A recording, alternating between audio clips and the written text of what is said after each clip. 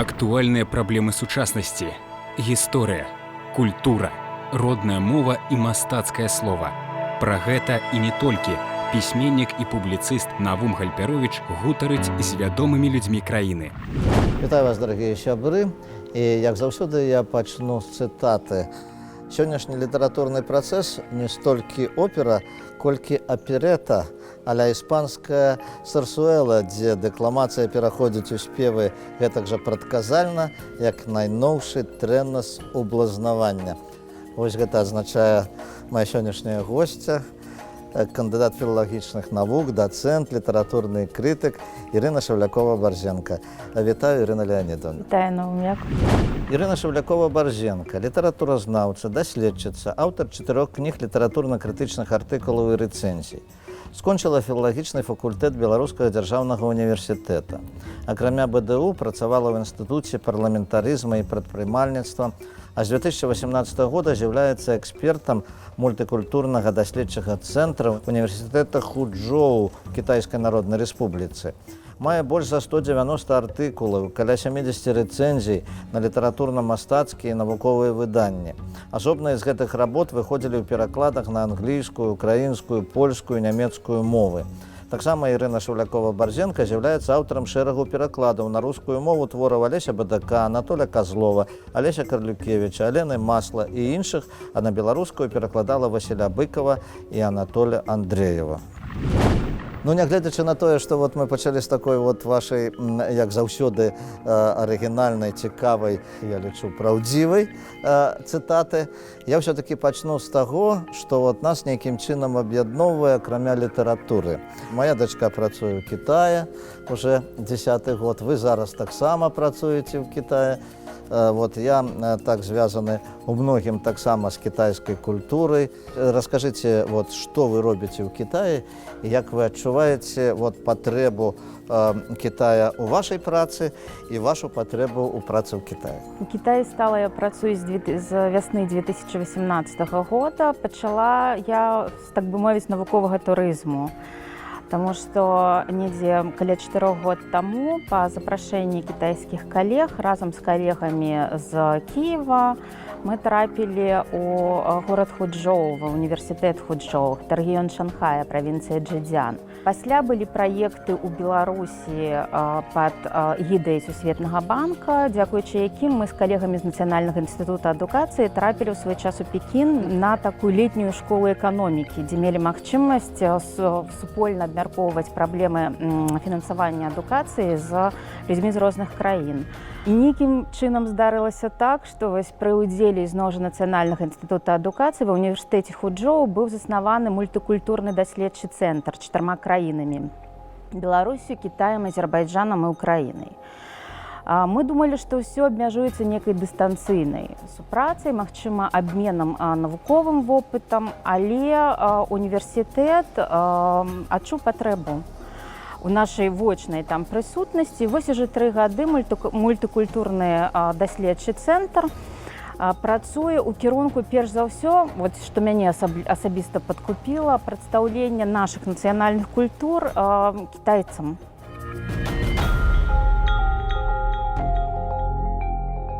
Ну што ж, такі цікавы паварот у вашай дзейнасці, таму што вы займаліся беларускай культурай, беларускай літаратурай, і вы неяк назвалі сучаснае беларускае літаратуразнаўства уфалогіяй. Ці сапраўды яно настолькі прывіднае, яшчэ вы пішаце ў адной з кніг, для многіх вернасць фундаментальным даследаванням ці асваенне ўласна-мастацкіх нетраў сталася вышэйшай за зманлівыя спакусы бягучай крытыкі. Вось у гэтай цытаце сумяшчаецца 2 тэндэнцыі. Першая з іх сапраўды, я назіраю гэта на працягу апошніх 25 год з моманту прыходу ў літаратурную прастору разам з пакаленнем так званых 90-цікаў. Першая тэндэнцыя гэта паступовая міграцыя актыўных літаратурных крытыкаў у літаратуразнаўства, фундаментальную навуку. Я думаю, што гэта рэч узроставая і генерацыйная. То бок Лягчэй пра класікаў пісаць, чым пра сучасную літаратуру. Можна і пра сучасную літаратуру, але, можа быць, як калісьці казалі, гада к суровай прозе клонят, магчыма, па меры назапашвання пэўнага апарату тэрміналагічнага ты пачынаеш усю складанасць быцця выяўляць у больш складанай тэрміналогіі. Што тычыцца уфалогіі, ну, скажем так, за тыя 20 год, што я назіраю знутры літаратурны працэс беларускі, уфалогія ператварылася ў своеасаблівую такую энтузіястычную выспу. Вот сёння мне беларускі літаратурны працэс і там літаратурна-крытычная частка нагадвае такую выспу энтузіястаў. Таму што галоўная матывацыя, якая натхняе займацца літаратурай, гэта, я думаю, не зарабленне грошай, хутчэй зарабіць грошы не праз літаратуру, а на літаратуру. Асабліва маладзейшае пакаленне, там 30гадовых, яны зарабляюць грошы, каб выдаць уласныя кніжкі. Магчыма, і старэйшыя калегі гэтым жа займаюцца.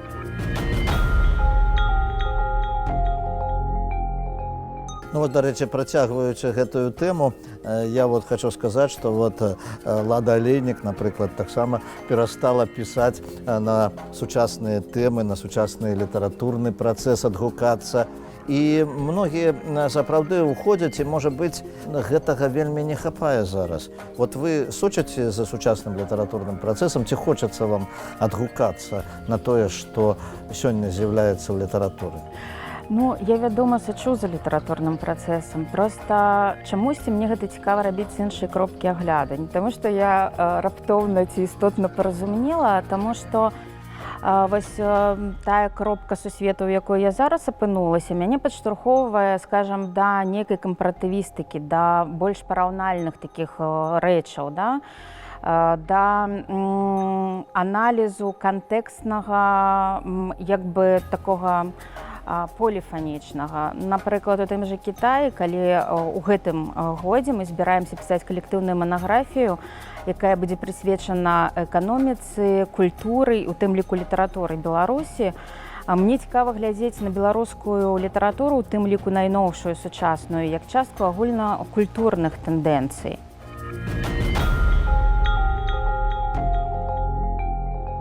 Што тычыцца так званай сецівнай літаратуры, вось, цяпер гэта вельмі модна, папулярна.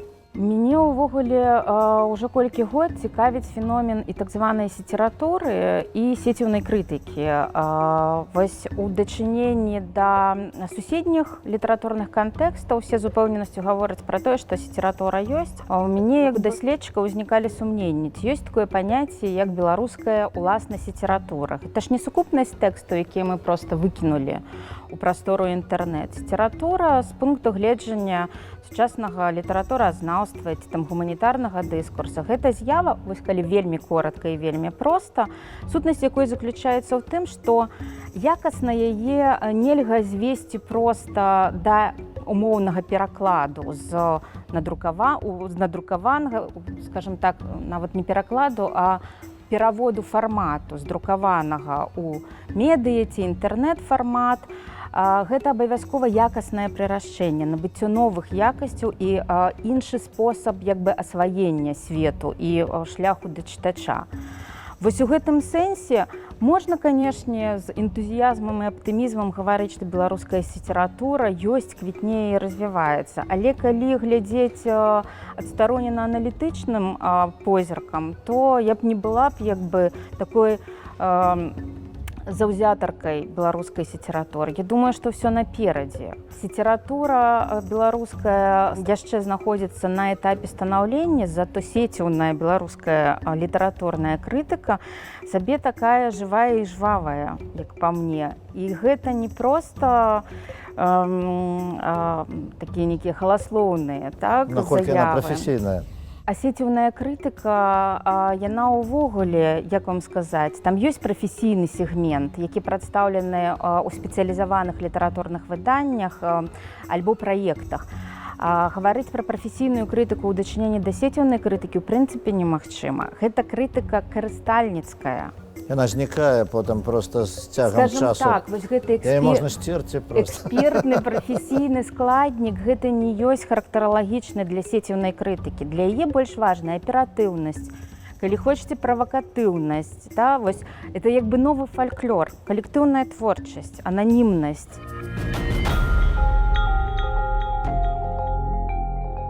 Ну што ж, гэта цікавая гаворка, і цікава вашу думку паслухаць на гэты конт.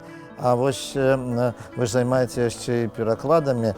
Вось як вы ставіцеся да перакладаў, ці займаецеся вы цяпер перакладамі, і як вы ставіцеся да таго, што вот вы казалі, што перакладчык гэта той чалавек, які, можа быць, ну, піша сябе ў некаторай ступені. Зараз я не так актыўна займаюся перакладамі, хаця перакладаю я з рускай мовы на беларускую пераважна і наадварот. Мне падаецца, што у меня быў вопыт перакладу як дарослай, сур'ёзнай прозы на паэзію. Я не замахваюся. На мой погляд, это абсалютна іншы сусвет, іншая галактыка. Трэба самому быць паэтам, перакладаць прафесійна, няхай даруюць мне перакладчыкі, магчыма, у кожнага як бы свой алгарытм, свая стратэгія. Вось мне даводзілася перакладаць і дарослую прозу з рускай на беларускую і наадварот. Напрыклад, і Васіля Быкова, і Анатолія Козлова, Анатолія Андрэева. Але чамусьці найбольш утульна, можа быць, з найбольшым адчуццём такога без аніякай пакутлівасці драйву я сябе адчуваю ў перакладах дзіцячай літаратуры.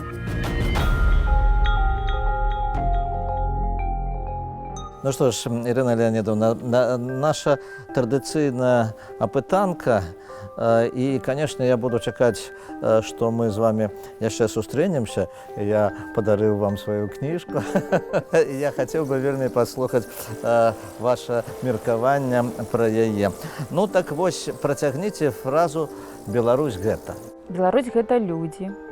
Беларусь гэта тое, што ёсць, што застанецца пасля цябе. А якія 3 месцы ў Беларусі, на ваш погляд, варта паглядзець, у якіх 3 месцах Беларусі варта абавязкова пабываць кожнаму беларусу? Я думаю, што трэба абавязкова пабываць у Гродна. Усім раіла б абавязкова пабываць у Азярцы. Вось музей драўлянай архітэктуры і побыту, асабліва калі мала часу, і трэба ўбачыць Беларусь вось у яе аўтэнтыцы. Я думаю, што трэба абавязкова пабываць у Нясвіжы. Дзякуй. Ну і вось такое пытанне фантастычнае. Калі б раптам у вас была такая магчымасць, з кім бы з выбітных асоб нашай гісторыі вы хацелі б сустрэцца і пагаманіць? Залішне шмат жаданняў і пытанняў пра такія сустрэчы. Я думаю, з Гусоўскім, з Міколам Гусоўскім. Пажадана на латыні. І вы б змаглі на латыні з ім паразмаўляць? Вось была праверка, чаму мяне навучылі на філфаку 25 год таму. Ну, а што вы зараз чытаеце і каго з сучасных беларускіх аўтараў вы параілі б пачытаць нашым тэлегледачам? Тое, што чытаю і перачытваю якраз у прыцэле і прафесійна-крытычнага погляду сама. Это вельмі цікавая, на мой погляд, кніга майго земляка з Бярэзіншчыны Алеся Бычковскага «Ахвяры натхнення». Сацыяльная сатыра з элементамі фантастыкі. Я б параіла прачытаць «Жэтон на метро» Андрэя Федарэнкі. Я б параіла прачытаць «Мае 90-е» Альгерда Бахарэвіча. Магчыма, таму, што гэта мае 90-е таксама ў ліку іншых.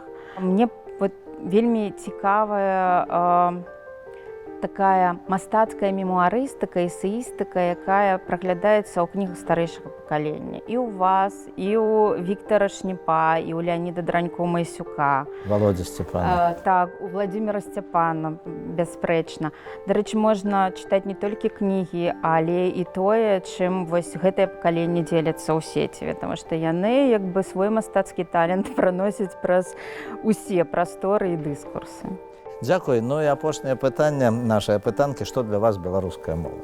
Беларуская мова вось гэта тая субстанцыя, якая муруе маю сям'ю, якой намешана шмат крыві і рускай, і украінскай, і польскай. Вось мы беларусы. Дзякуй вялікі.